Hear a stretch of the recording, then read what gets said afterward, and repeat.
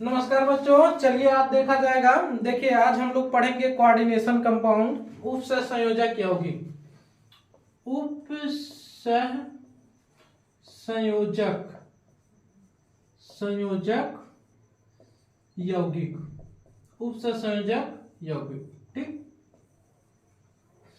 नाम है coordination coordination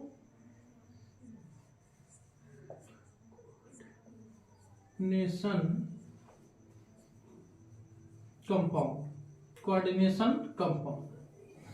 देखिए, कोऑर्डिनेशन कंपाउंड पढ़ने के लिए हमें पहले जानना जरूरी है कि उपसह संयोजक यौगिक कहे किसे जाएगा। ठीक है ना, मतलब उपसह संयोजक यौगिक हम कहेंगे किसे। तो पहले उपसह संयोजक यौगिक देखा जाए किसे कहेंगे, फिर हम लोग पढ़ेंगे उपसह संयोजक यौगिक के जो करेक्टर हम लोग को पढ़ना है। उपसह संयोजक यौगिक जो चैप्टर ही है हम लोग का पूरा। तो पहले उपसह संयोजक होता क्या है, ठीक, तब हम लोग यौगिक पढ़ेंगे। तो आइए देखिए कोऑर्डिनेट बॉन्ड, ठीक है ना। इससे बोलेंगे उपसह संयोजक बंध, ठीक है ना। देखिए, वह बंध जिसमें एक परमाणु द्वारा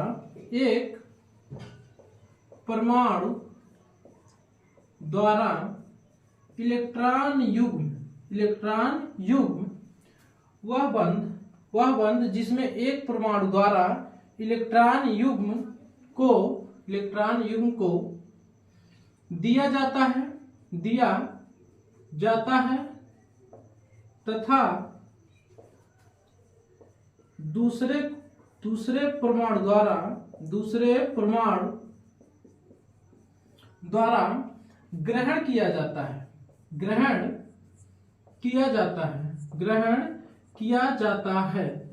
जाता है, उससे हम क्या कहते हैं, उपसह संयोजक बंध कहते हैं। उपसह संयोजक बंध कहते हैं, ठीक है ना। जैसे मान लीजिए NH4 प्लस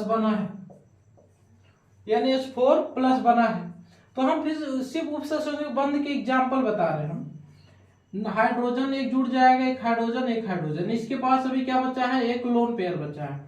H प्लस आके यहाँ इंतजार करता है और इसे बोलता है हमको दे दो तुम अपना, ठीक है ना। ये क्या करता है, अपना दोनों इलेक्ट्रॉन दे देता है और बन क्या जाता है, NH4 पे प्लस नाइट्रोनियम है, ठीक है ना। ये क्या बना, उपसह संयोजक बंध बना।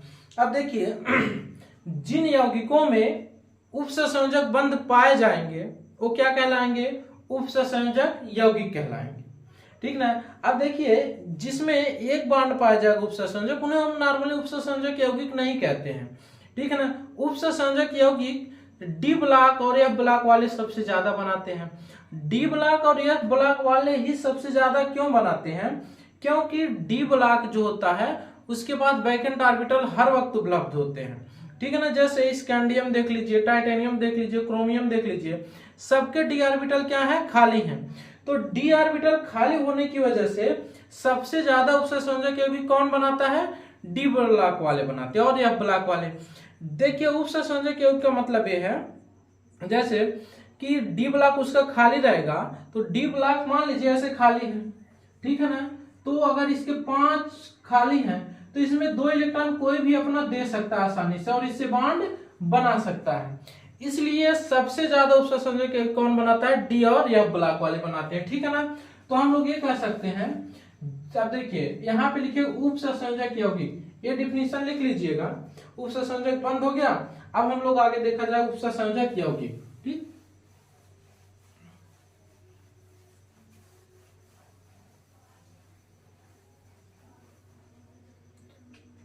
ठीक, उपसह संयोजक यौगिक,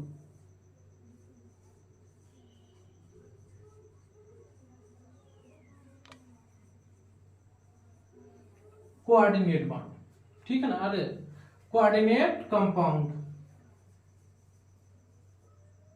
कोऑर्डिनेट कंपाउंड, ठीक है ना। देखिए वे यौगिक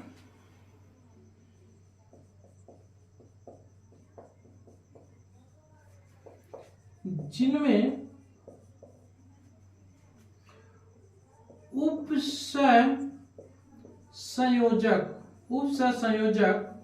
उपसंयोजक बंद पाए जाते हैं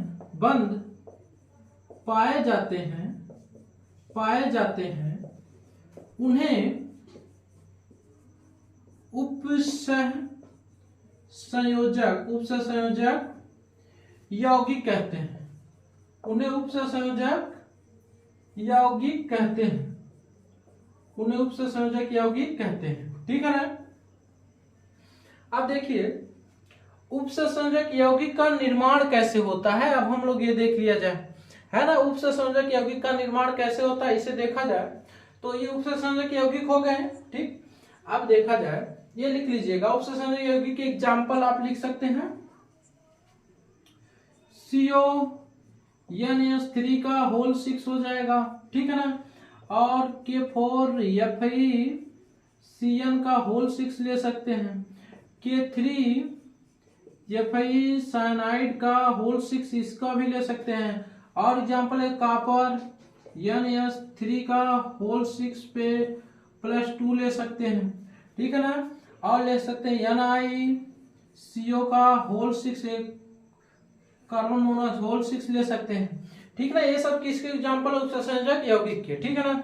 हम लोग देखा जाए उपसंयोजक यौगिक का निर्माण कैसे होगा, है ना, इसको देखा जाएगा, फिर हम लोग यहीं पे आ जाएगा और स्टार्ट किया जाएगा उपसंयोजक यौगिक का डिटेल, ठीक है ना। आइए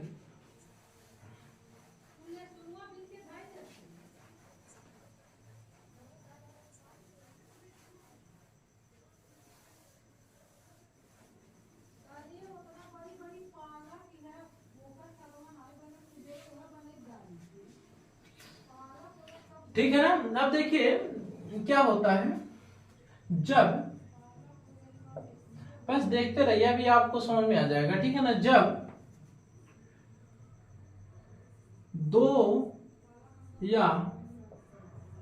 दो से अधिक लवण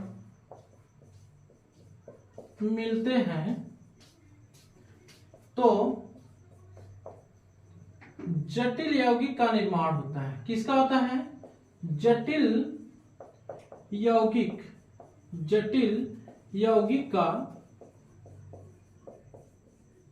निर्माण होता है, जटिल यौगिक का निर्माण होता है, ठीक है ना। जैसे K2SO4 Al2SO4 का होल 23 × 24H2O, ठीक है ना। और एग्जांपल जो अभी लिखे थे K4FeCN का होल 6 लिख सकते हैं, ठीक है ना। AgNS3 का, एक मिनट, AgNS3 का होल ट्वाइस पे क्या ले सकते हैं? प्लस ले सकते हैं, ठीक है ना।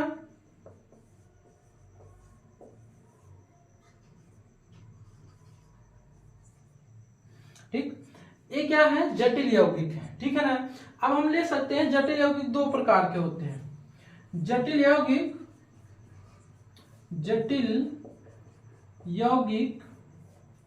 दो प्रकार के होते हैं, जटिल यौगिक दो प्रकार के होते हैं। कौन कौन हो? देखिए, जब दो लवण आपस में मिलते हैं ना तो उनके आपस में आयन जो होते हैं एक्सचेंज हो जाते हैं। एक्सचेंज होने की वजह से एक जटिल कंपाउंड का निर्माण होता है। अब जटिल कंपाउंड का निर्माण अलग अलग तरीके से होता है, तो अलग अलग तरीके से होने की वजह से ये दो प्रकार के हो जाएंगे, ठीक है ना। दो प्रकार के हो जाएंगे। एक आप लिखिएगा द्विक लवण बोले तो डबल साल्ट, द्विक लवण बोले तो डबल साल्ट। ये लिखिएगा उपसंयोजक यौगिक, उपसंयोजक संयोजक, उपसंयोजक यौगिक, उपसंयोजक यौगिक। बोले तो कोऑर्डिनेशन कंपाउंड और डबल सॉल्ट हो गया।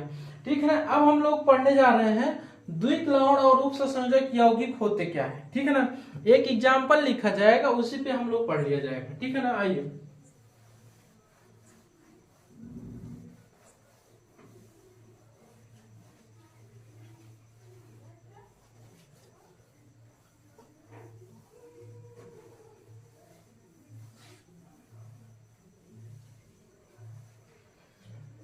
देखिए, इसे दो भागों में बांटा जाए।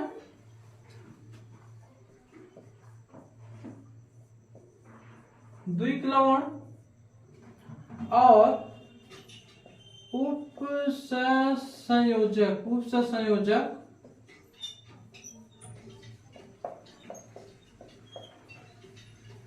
यौगिक।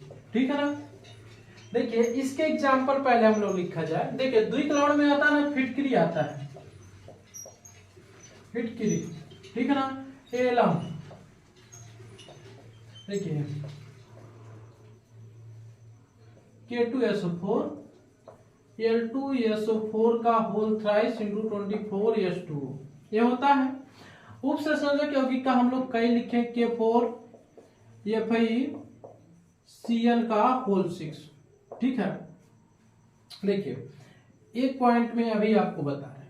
अब फिटकरी को जल में अगर हम डाल दें, क्या करें, जल में डालने पर, जल में डालने पर, ठीक है ना। देखिए, जब इसको जल में डालेंगे तो 2K प्लस SO4 पे 2 माइनस और 2Al पे प्लस 3 SO4 पे 2 माइनस हो जाएगा, 3 हो जाएगा और H2O तो रहेगा ही, है ना।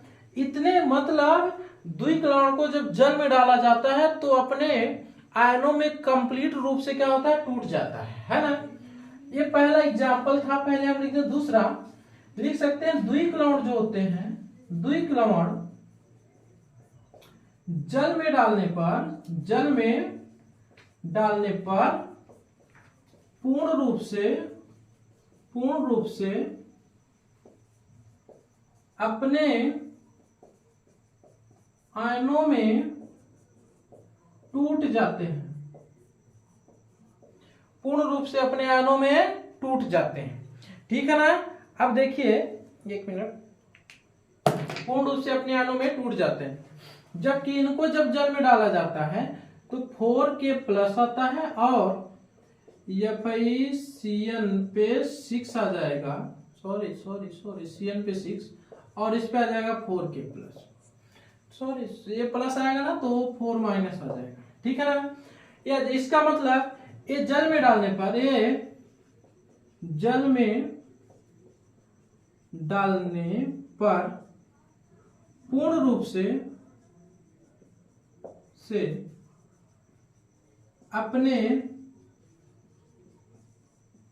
आयनों में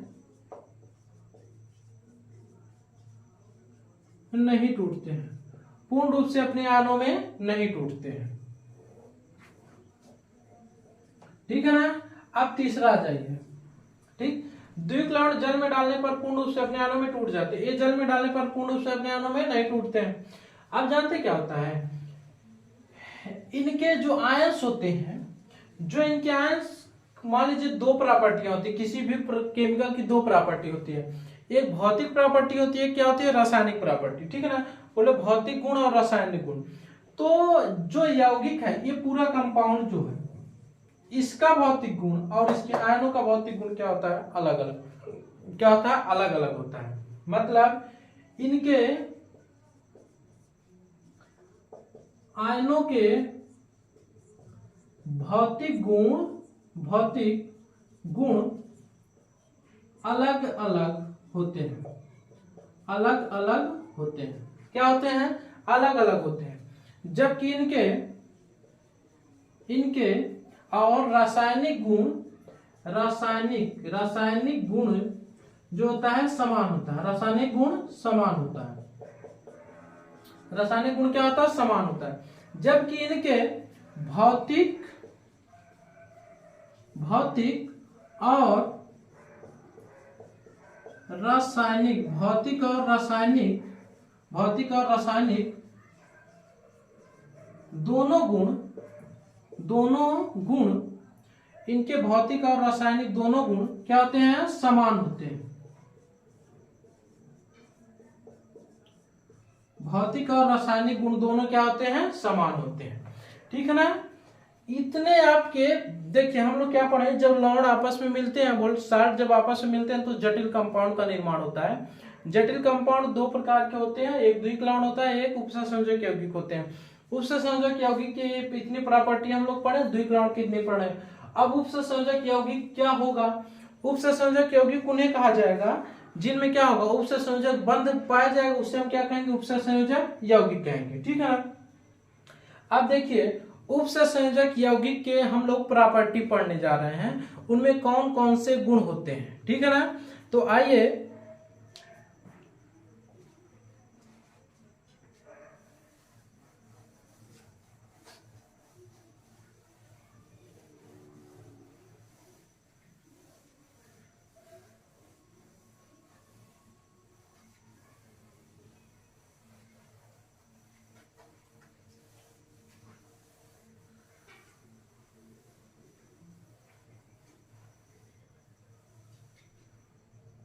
देखिए, अब हम लोग पढ़ने जा रहे हैं उपसंयोजक यौगिक कंप्लीट पढ़ेंगे। ठीक है ना? कंप्लीट पढ़ेंगे उपसंयोजक यौगिक। जैसे देखिए K4 FeCl का क्या हो जाएगा? 6 हो जाएगा। ठीक है? देखिए इस स्फीयर को कहा जाता है उपसंयोजक परिसर।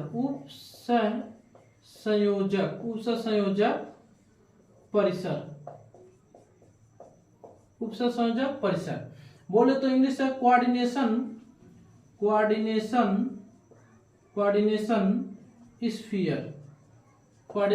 स्फीयर। ठीक है ना?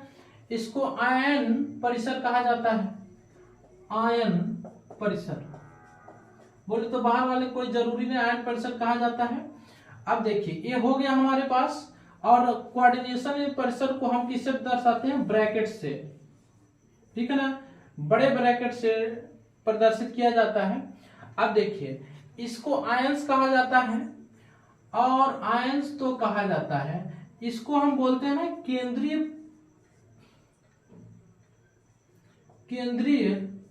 परमाणु। ठीक है ना? या इसी बोलते केंद्रीय धातु परमाणु। ठीक है ना? सेंट्रल मेटल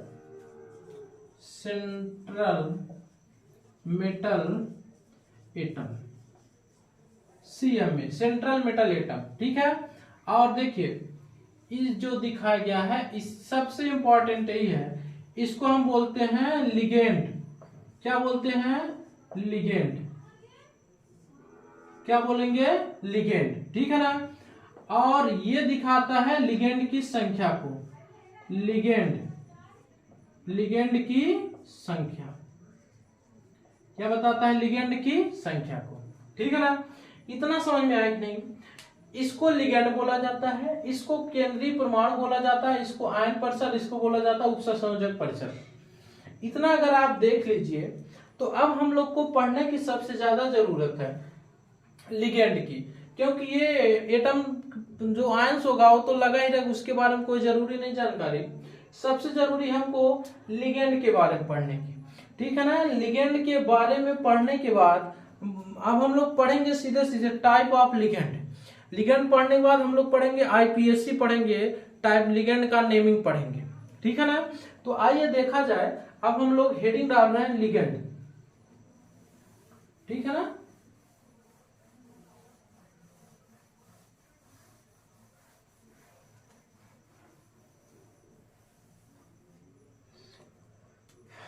देखिए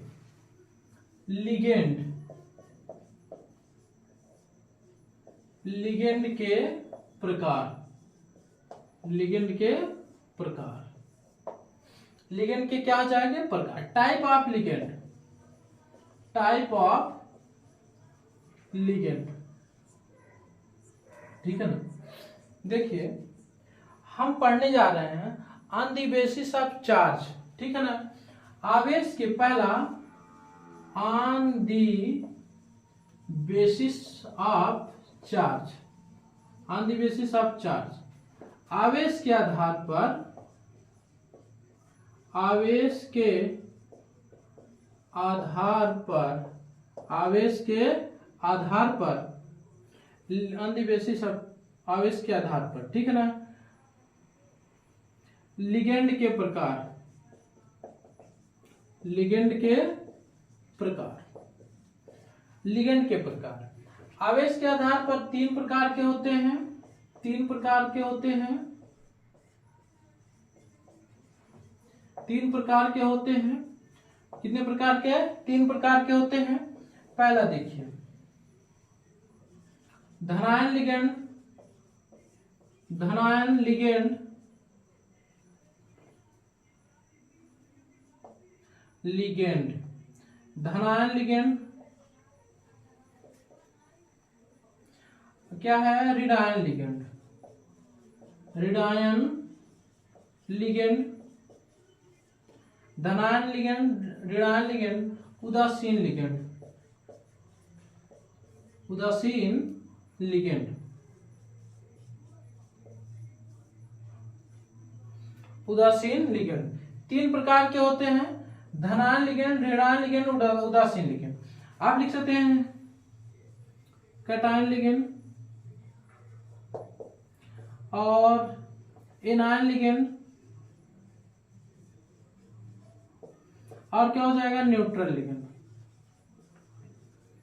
न्यूट्रल लिगेंड। ठीक है ना।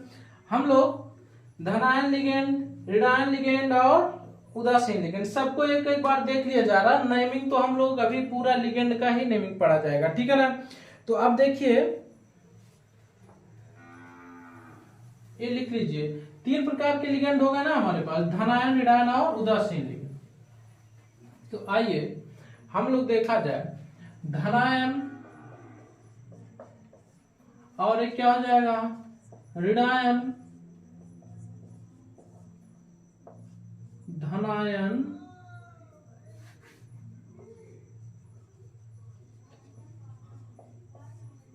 धनायन, ऋणायन और उदासीन। उदासीन में मुक्त है, आप लिख सकते हैं H2O को बोला जाता है एक्वा, एक्वा। NH3 को अमीन बोला जाता है। ठीक है ना। और CO को बोला जाता है कार्बोनिल, कार्बोनिल। ठीक है ना। ये उदासीन तीन लिगेंड होते हैं, H2O, NH3 और CO। ठीक है ना। ऋणायन में लिगेंड होते हैं, बहुत होते हैं, साइनाइड, साइनाइड। ठीक है ना। हाइड्रोक्साइड, ऑक्साइड, और क्या हो सकता है? एमाइड, है ना। और हो सकता है CN हो गया,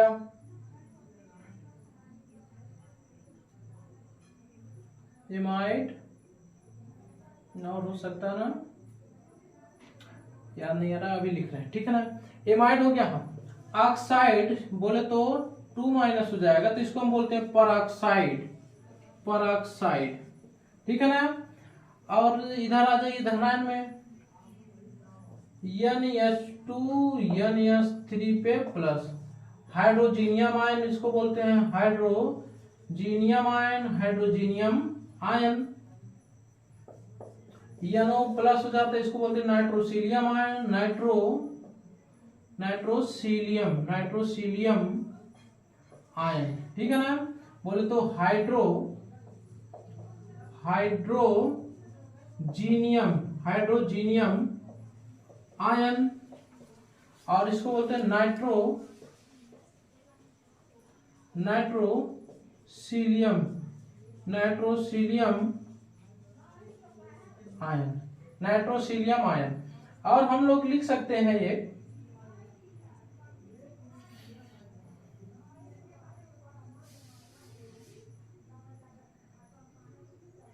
NH4 प्लस का लिख सकते हैं, हमने इसका रहने दीजिए, इतना ही लिखिए, ठीक है ना। अभी हम लोग पूरा किया जाए, हाइड्रोजीनियम आयन हो गया, नाइट्रोसिलियम आयन हो गया, ठीक। और एक H2O लिख दिया जाए, H3O प्लस, इसको बोला जाता है हाइड्रोनियम आयन, हाइड्रोनियम आयन, ठीक है ना। इतने हम लोग के उदासीन लिगेंड हुए। अब देखिए उदासीन सिर्फ 3 ही होते हैं, ठीक। निगेटिव और भी है, 50 है निगेटिव, ठीक ना, लेकिन पॉजिटिव भी 3 ही 4 होते हैं, ठीक है ना। पॉजिटिव में कितने होंगे, 3 ही 4 लिगेंड होंगे। ऋणायन में इतने होंगे, ऋणायन में बहुत ज्यादा होंगे, उदासीन ये हो जाएंगे, ठीक है ना। ये लिगेंड के प्रकार किस आधार पे था, on the basis of charge, charge के आधार पे लिगेंड के प्रकार। अब हम लोग देखेंगे डोनेट करने के आधार पर कितने प्रकार के, ठीक है ना। आइए अब हम लोग देखा जाए,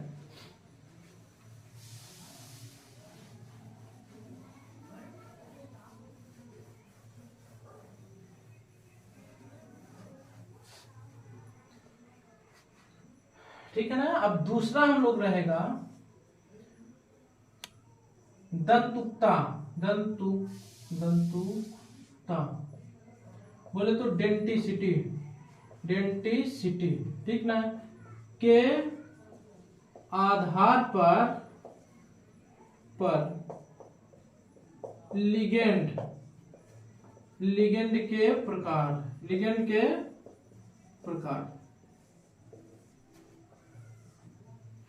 दंतुकता के आधार पर लिगेंड के प्रकार हो गया, ठीक है ना। अब देखिए पहले हम लिख दे रहे हैं 2 3, ठीक है ना। एक दंतुक, ठीक है ना, बोले तो मोनोडेंटेट, ठीक है ना। अब इसको तो दुई दंतुक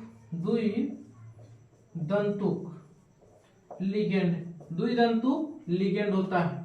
क्या होता है, द्विदंतुक लिगेंड, बाइडेंटेट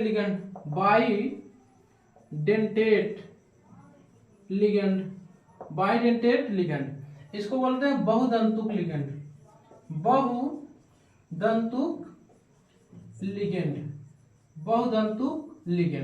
पॉलीडेंटेट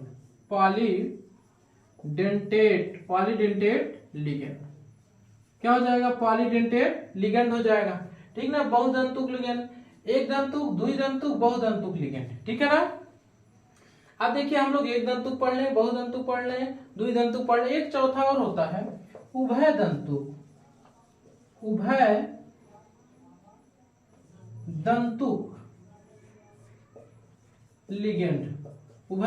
लिगेंड, इसको बोलते हैं एम्बीडेंटेट लिगेंड,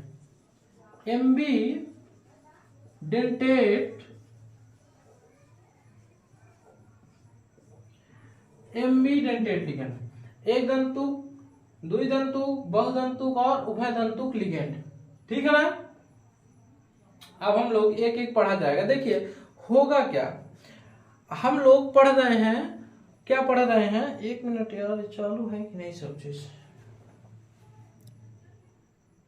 ठीक है। देखिए एक दंतुक, बहुदंतुक और उभयदंतुक। एक दंतुक क्या हो जाएगा, एक दंतुक उसे कहा जाएगा, जैसे देखिए अगर हम बोले ये एटम है, कोई एटम है, अगर ये एक लोन पेयर मतलब 2 इलेक्ट्रॉन एक साथ सिर्फ एक ही जगह से दे सकता है, कहां दे सकता है, सिर्फ एक ही जगह से दे सकता है, तो उसे एक दंतुक। अब मान लो एक एटम ए है, यहाँ पे बी है, ए वाला भी 2 इलेक्ट्रॉन दे रहा है, बी वाला भी दे रहा है, उसे द्विदंतुक, ठीक है ना। अगर 3 एटम है ए बी सी, तीनों 2 इलेक्ट्रॉन दे रहे हैं, उसे त्रिदंतुक। अब मतलब 2 से ज्यादा में हम लोग आ जाते हैं, बहुदंतुक बोल देते हैं, ठीक है ना। एक दंतुक बहुदंतुक हो जाता है, ठीक है ना। उभय दंतुक उसे कहा जाता है 2 ही इलेक्ट्रॉन दे, लेकिन 2 एटम, एक बार इससे दे रहा तो एक बार इससे, लेकिन एक ही साथ में दोनों इलेक्ट्रॉन ना दे, वो क्या हो जाएगा, उभय दंतुक हो जाएगा, ठीक है ना। तो हम लोग इसको ही पढ़ लिया जाए बहुदंतुक तक, उसके बाद अगले वीडियो में देखा जाएगा, ठीक है ना। देखिए एक दंतुक यहीं पे लिख रहे हैं, थोड़ा आप एडजस्ट करिए, ठीक है ना, आपका इसको मिटाया जाए। मोनोडेंटेट लिखेंगे यदि एक ही परमाणु इलेक्ट्रॉन युग्म देता है तो उसे एक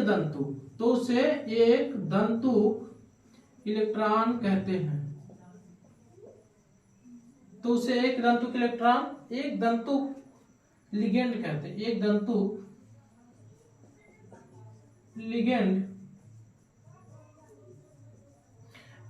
लिगेंड कहते हैं। जैसे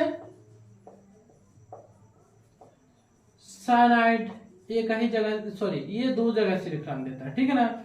जैसे हम लोग ले सकते हैं H2O, NH3, ठीक है ना, NH3 हो जाएगा। और आप लिख दीजिए क्लोराइड, ब्रोमाइड, ठीक है ना, और OH निगेटिव, ठीक है ना।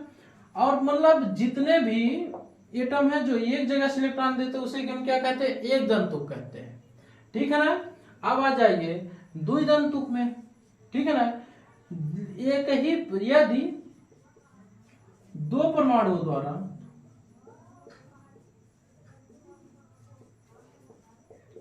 परमाणुओं द्वारा एक साथ दो इलेक्ट्रॉन युग्म दिए जा रहे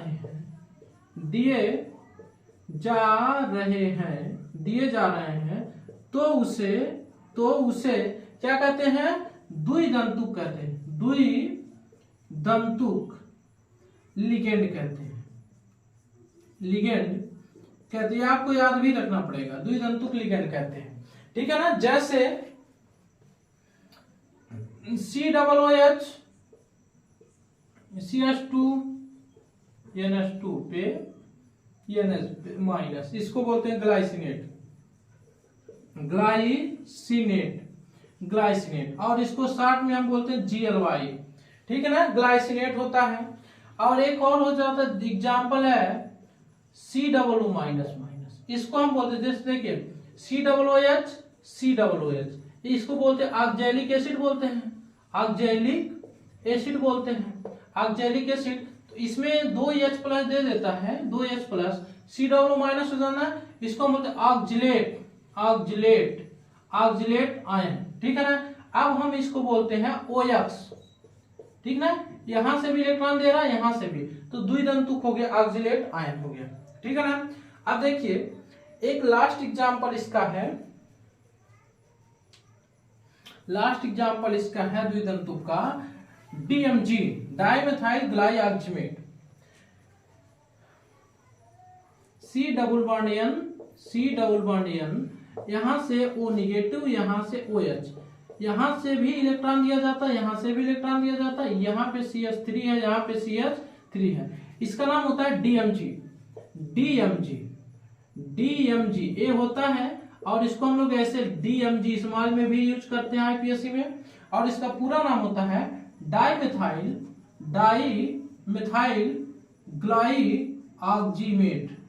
डाइमेथाइल, ये पूरा बड़ा लिख देना, आपको दिखना है, डाइमेथाइल ग्लाइऑक्जिमेट, डाइमेथाइल ग्लाइऑक्जिमेट। एक एग्जांपल और है एथाइलिन डाइअमीन CH2NH2 और CH2NH2। इसका नाम होता है ना एथाइलिन डाइअमीन।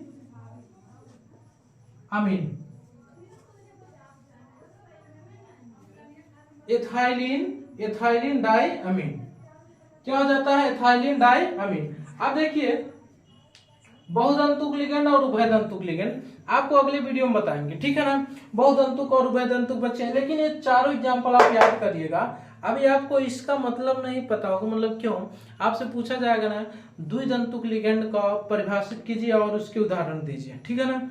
तो उसके लिए आप करिएगा, ठीक है ना। तो इतना कर लीजिए, फिर अगले वीडियो में आपको आगे बताया जाएगा, ठीक।